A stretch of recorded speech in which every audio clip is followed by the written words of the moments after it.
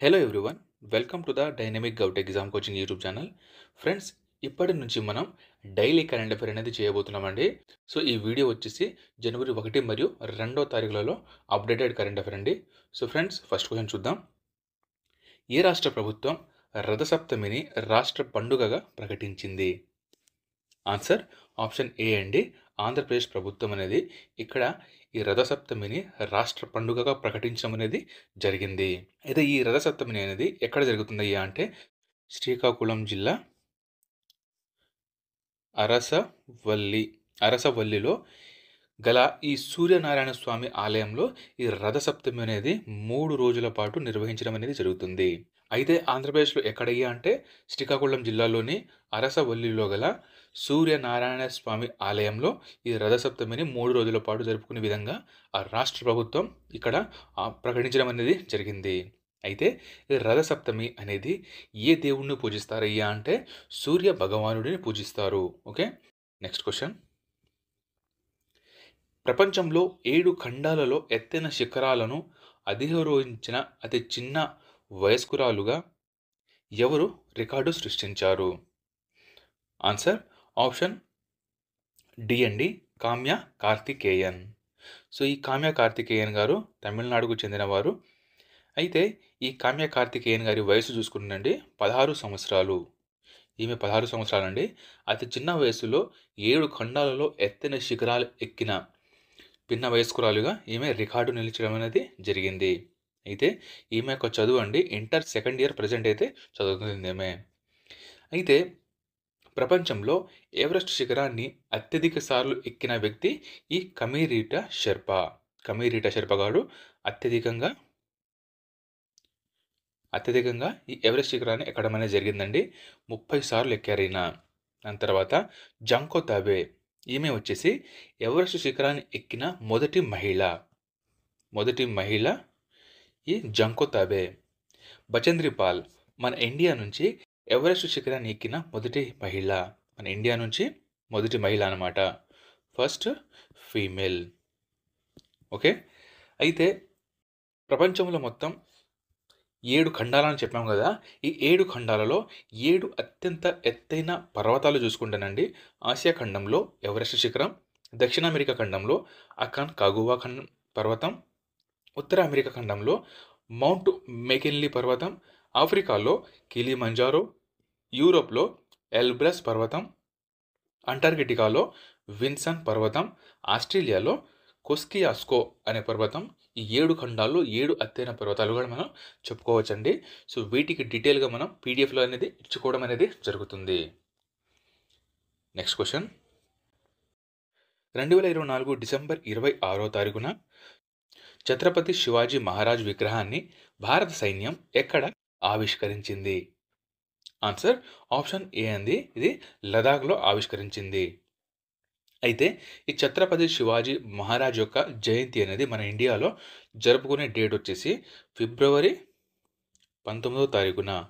So February 19వ తారీఖున ఛత్రపతి శివాజీ మహారాజ్ యొక్క జయంతిని మన ఇండియాలో జరుపుకోవడం అనేది జరుగుతుంది. ఇక ఈ లదాఖ్ గురించి తెలుసుకుంటే లదాఖ్ యొక్క రాజధాని 2 ఉంటాయండి. ఒకటి శీతాకాల రాజధాని, ఇంకొకటి వేసవికాల రాజధాని. అయితే శీతాకాల రాజధాని వచ్చేసి కార్గిల్. అండి. వేసవి సమ్మర్ రాజధాని వచ్చేసి లేహ్ అని మనం చెప్పుకుంటాం.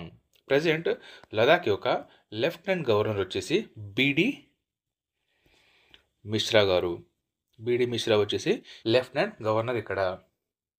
Next question. 2024 లోక్సభ ఎన్నికలలో దేశంలో అత్యధిక మహిళా ఓటర్లు ఉన్న రాష్ట్రం? ఆన్సర్ ఆప్షన్ డి అండి. పుదుచ్చేరిలో దాదాపుగా మొత్తం 100% ఓటర్లలో మహిళలు మాత్రమే 53.03% ఉన్నట్లు ఇటీవలే అక్కడ చీఫ్ ఎన్నికల కమిషనర్ వచ్చేసి ప్రకటించడం అనేది జరిగింది. సో మహిళలు 53.03% ఎక్కడండి? పుదుచ్చేరిలో. అయితే ఈ ఎన్నికల సంఘం గురించి తెలుసుకుంటానండి. భారత ఎన్నికల సంఘం గురించి తెలిపే ఆర్టికల్ ఆర్టికల్ 324 నుండి 329 వరకు భారత ఎన్నికల సంఘం గురించి తెలుపుతుంది. అయితే భారత ఎన్నికల సంఘం ఏర్పడిన సంవత్సరం 1950. జనవరి 25వ తారీఖున మన ఇండియన్ ఎలక్షన్ కమిషన్ అనేది ఏర్పడిందండి. ప్రధాన కార్యాలయం వచ్చేసి న్యూఢిల్లీలో ఉంటుంది. ప్రధాన కార్యాలయానికి ఒక పేరు కూడా ఉంటుందండి. దాని పేరు నిర్వచన్ సదన్. నిర్వచన్ సదన్ అనేది ఇక్కడ ప్రధాన కార్యాలయం యొక్క పేరు. ఇది న్యూఢిల్లీలో ఉంటుంది. అయితే ప్రజెంట్ భారత ప్రధాన ఎన్నికల కమిషనర్ వచ్చేసి రాజీవ్ కుమార్ గారు. రాజీవ్ కుమార్ ప్రజెంట్ మన ఇండియా యొక్క ప్రధాన ఎన్నికల కమిషనర్ కాగా ఇతర ఎన్నికల కమిషనర్ కూడా ఉన్నారు ఇద్దరు. వారు ఒకరు జ్ఞానేష్ కుమార్, సెకండ్ సుఖ్బీర్ సింగ్ సంధు. అయితే మన తెలంగాణ మరియు ఆంధ్ర గురించి తెలుసుకుందండి. తెలంగాణ యొక్క ఎన్నికల కమిషనర్ వచ్చేసి సుదర్శన్ రెడ్డి. సుదర్శన్ రెడ్డి వచ్చేసి తెలంగాణ యొక్క ఎన్నికల కమిషనర్ కాక ఆంధ్రప్రదేశ్ యొక్క చీఫ్ ఎన్నికల కమిషనర్ వచ్చేసి వివేక్ యాదవ్. వివేక్ యాదవ్ గారు ఆంధ్రప్రదేశ్ అండి. సుదర్శన్ రెడ్డి తెలంగాణ. నెక్స్ట్ క్వశ్చన్, 2025లో third eye Asian film festival అనేది ఎక్కడ జరుగుతుంది? ఆన్సర్ ఆప్షన్ ఏ అండి. ఇది మహారాష్ట్రలో జరుగుతుంది. అయితే ఈ third eye Asian film festival యొక్క ప్రజెంట్ జరుగుతున్న ఎడిషన్ వచ్చేసి 21వ ఎడిషన్. ఈ 21వ ఎడిషన్ 2025 జనవరి 10వ తారీఖు నుండి 16వ తారీఖు వరకు మహారాష్ట్రలోని ముంబైలో జరుగుతుందండి. సో ఈ third eye Asian film festival వచ్చేసి ప్రజెంట్ జరుగుతున్న ఎడిషన్ 21వ ఎడిషన్ 2025 జనవరి 10వ తారీఖు నుండి 16వ తారీఖు వరకు మహారాష్ట్రలోని ముంబైలో మరియు థానేలలో కూడా జరుగుతుంది. ముంబై మరియు Thane. Next question,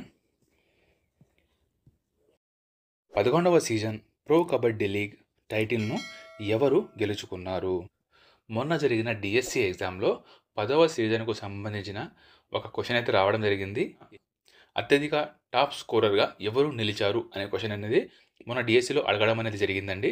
so pro kabaddi league very important friends. ఇక్కడ మనం ఈ 11వ సీజన్కు సంబంధించిన అన్ని ముఖ్యమైన క్వశ్చన్స్ అయితే ఇక్కడ చూద్దాం మనం. అయితే ఈ 11వ సీజన్ ప్రో కబడ్డీ లీగ్ టైటిల్ను గెలిచిన వారు ఆప్షన్ బి అండి, హర్యానా స్టీలర్స్. ఇక్కడ రన్నర్అప్గా నిలిచింది పాట్నా పైరేట్స్. పాట్నా పైరేట్స్ రన్నర్అప్గా నిలిచారు. విన్నర్ వచ్చేసి హర్యానా స్టీలర్స్ అండి. అయితే ఈ ప్రో కబడ్డీ యొక్క ప్రజెంట్ సీజన్ 11వ సీజన్. ఓకే, 11వ సీజన్ ఎప్పటి నుంచి ఎప్పటి వరకు జరిగిందయ్యా అంటే 2024 అక్టోబర్ 18వ తారీఖు నుండి డిసెంబర్ 29వ తారీఖు వరకు జరిగింది. పాల్గొన్న జట్లండి 12 జట్లు. ఓకే, పాల్గొన్న జట్లు మొత్తం 12 జట్లు. అత్యధిక ట్యాకిల్ పాయింట్లు, సో ఇక్కడ 2 విధాలుగా ఉంటాయండి. అత్యధిక పాయింట్లు వేరు, అత్యధిక ట్యాకిల్ పాయింట్లు వేరు. అత్యధిక ట్యాకిల్ పాయింట్లు వచ్చేసి చిరాన్ మద్రే 82 పాయింట్లు ఇక్కడ తేవడం జరిగిందండి. ఈయన హర్యానా స్టీలర్స్కు చెందినవారు. అత్యధిక ట్యాకిల్ పాయింట్లు. ఓకే, ట్యాకిల్ పాయింట్లు చిరాన్ మద్రే కాక అత్యధిక టాప్ స్కోరర్ వచ్చేసి దేవాంగ్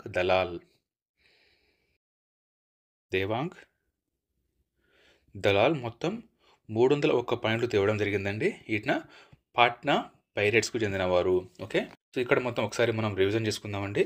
సో ఇక్కడ చూసుకుంటే ప్రజెంట్ జరిగిన సీజన్ 11వ సీజన్. విన్నర్ వచ్చేసి హర్యానా స్టీలర్స్, రన్నర్అప్కి వచ్చేసి పాట్నా పైరేట్స్. అయితే ఇది జరిగింది అక్టోబర్ 18 నుండి డిసెంబర్ 29వ తారీఖు వరకు. పాల్గొన్న టీంలు మొత్తం 12 కాగా ఇక్కడ అత్యధిక ట్యాకిల్ పాయింట్లు సాధించిన వారు చిరాన్ మద్రే, హర్యానా స్టీలర్స్కు చెందిన వారు 82 పాయింట్లు తెచ్చారు. అత్యధిక పాయింట్లు తెచ్చిన వారు దేవాంగ్ దలాల్ 301 పాయింట్లు. ఈయన పాట్నా పైరేట్స్కు చెందినవారు. సో ఇదండి ఈ ప్రో కబడ్డీ లీగ్ 11కు సంబంధించిన మొత్తం ఇంపార్టెంట్ క్వశ్చన్స్ అనమాట. సో మనం నెక్స్ట్ క్వశ్చన్ చూద్దాం. 2024 motorcycle drag racing national టైటిల్ను ఎవరు గెలుచుకున్నారు? మోటార్ సైకిల్ డ్రాగ్ రేసింగ్ యొక్క నేషనల్ టైటిల్.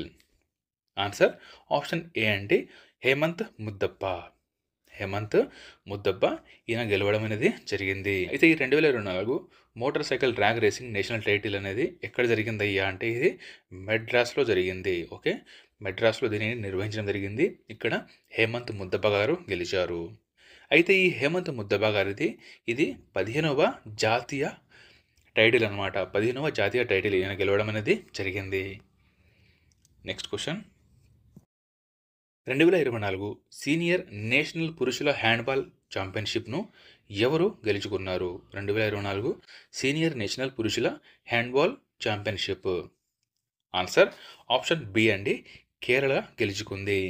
అయితే ఈ సీనియర్ నేషనల్ పురుషుల హ్యాండ్బాల్ ఛాంపియన్షిప్ అనేది ఎక్కడ నిర్వహించారయ్యా అంటే ఇది కూడా కేరళలోనే నిర్వహించడం అనేది జరిగింది.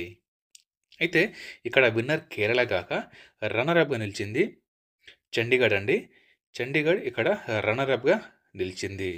ఓకే, అయితే ఈ ఛాంపియన్షిప్లో best player, best goalkeeper అవార్డులు కూడా ఇవ్వడం జరిగిందండి. ఇక్కడ బెస్ట్ ప్లేయర్ వచ్చేసి దేవేంద్రకు రావడం జరిగిందండి.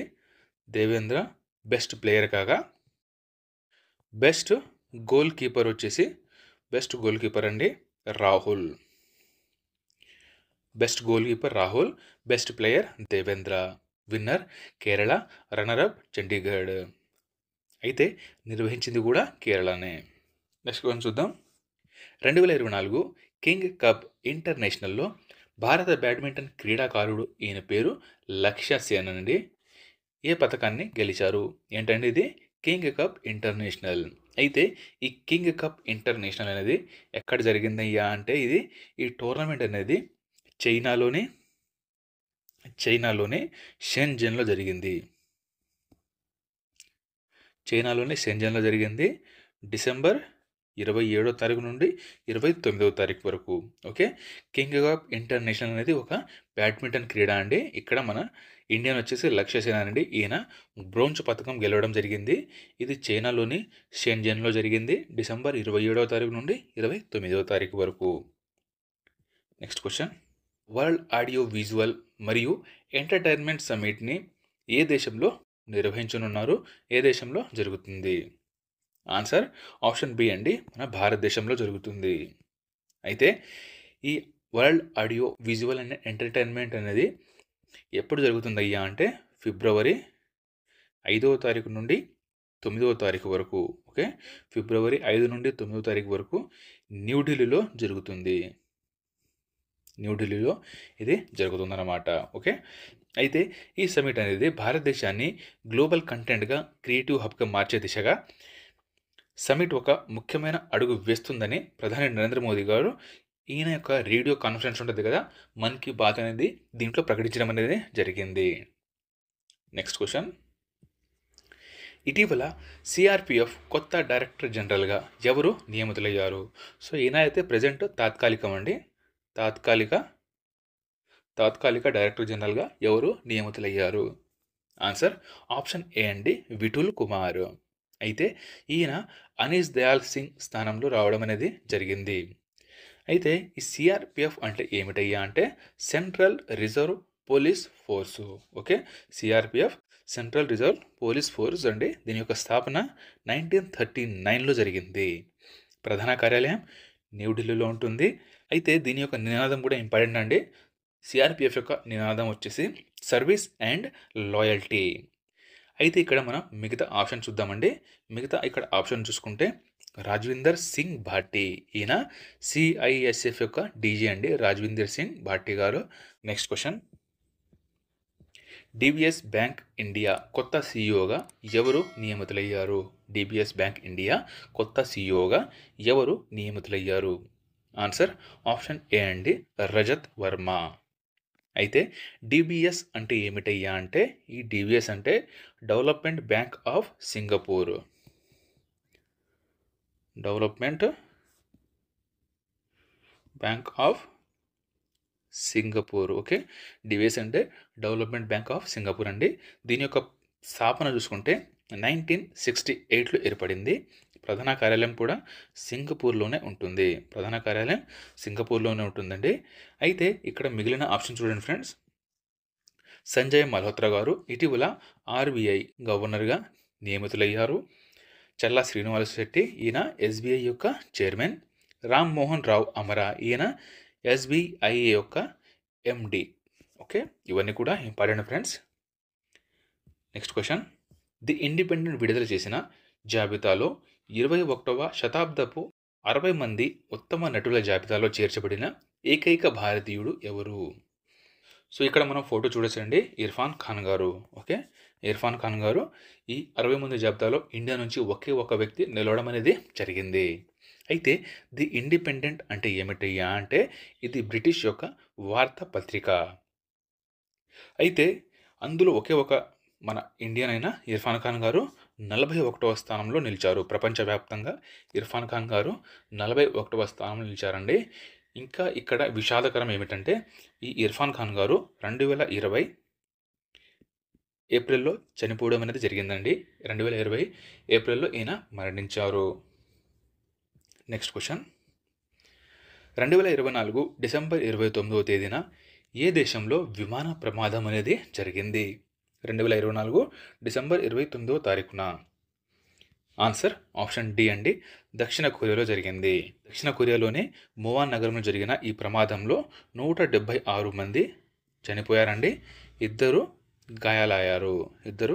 గాయాల పాలయ్యారండి. అయితే దక్షిణ కొరియా యొక్క రాజధాని చూసుకుంటే దక్షిణ కొరియా యొక్క రాజధాని సియోల్ కాక కరెన్సీ వచ్చేసి కొరియన్ వాన్. Next question. ఇటీవల యునెస్కో గుర్తింపు పొందిన బాల్కాన్ బ్లూస్ ఏ దేశానికి చెందింది? సో ఇక్కడ ముందు మనం ఈ బాల్కాన్ బ్లూస్ అంటే ఏమిటో చూద్దాం. అయితే ఈ బాల్కాన్ బ్లూస్ అంటే ఏమిటయ్యా అంటే లవ్ సాంగ్. ఇది ఒక లవ్ సాంగ్ అనమాట.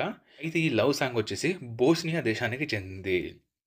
బోస్నియా దేశానికి చెందిన ఈ లవ్ సాంగ్ ఇటీవల యునెస్కో యొక్క నేషనల్ లిస్ట్ ఆఫ్ ఇంటంజిబుల్ కల్చరల్ హెరిటేజ్లో చేర్చడం అనేది జరిగింది. ఓకే, అయితే ఈ యునెస్కో గురించి తెలుసుకుందామండి.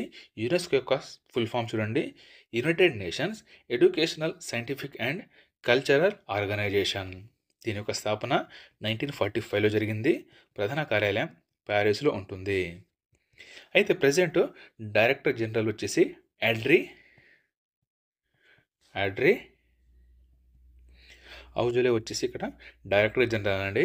అయితే ఈ యునెస్కోలో మొత్తం సభ్య దేశాలు 195. అయితే ఇక్కడ మన బోస్నియా దేశం కూడా వచ్చింది కదా. బోస్నియా యొక్క రాజధాని సారెజెవో వచ్చేసి ఇక్కడ రాజధాని అండి. కరెన్సీ వచ్చేసి బోస్నియన్ కన్వర్టిబుల్ మార్క్ వచ్చేసి కరెన్సీ. Next question. విదేశీ మారక నిల్వలలో ప్రపంచంలో మొదటి స్థానంలో ఉన్న దేశం ఏది? ఆన్సర్ ఆప్షన్ 1 అండి, చైనా ఫస్ట్ ప్లేస్లో ఉంటుందండి. ప్రపంచంలో విదేశీ మారక నిల్వలలో China first place, second Japan, third Switzerland. మన ఇండియా ప్లేస్ వచ్చేసి 4th ప్లేస్.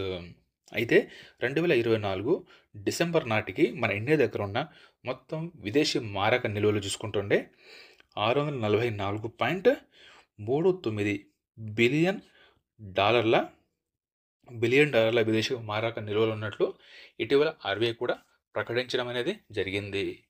సో ఇది ఫ్రెండ్స్ జనవరి 1 మరియు 2వ తారీఖులో వచ్చిన most important current affairs. So regular update కోసం మన ఛానల్ని సబ్స్క్రైబ్ చేసుకోండి. వీడియోని మీ ఫ్రెండ్స్ అందరికీ షేర్ చేయండి. Thank you. జై హింద్.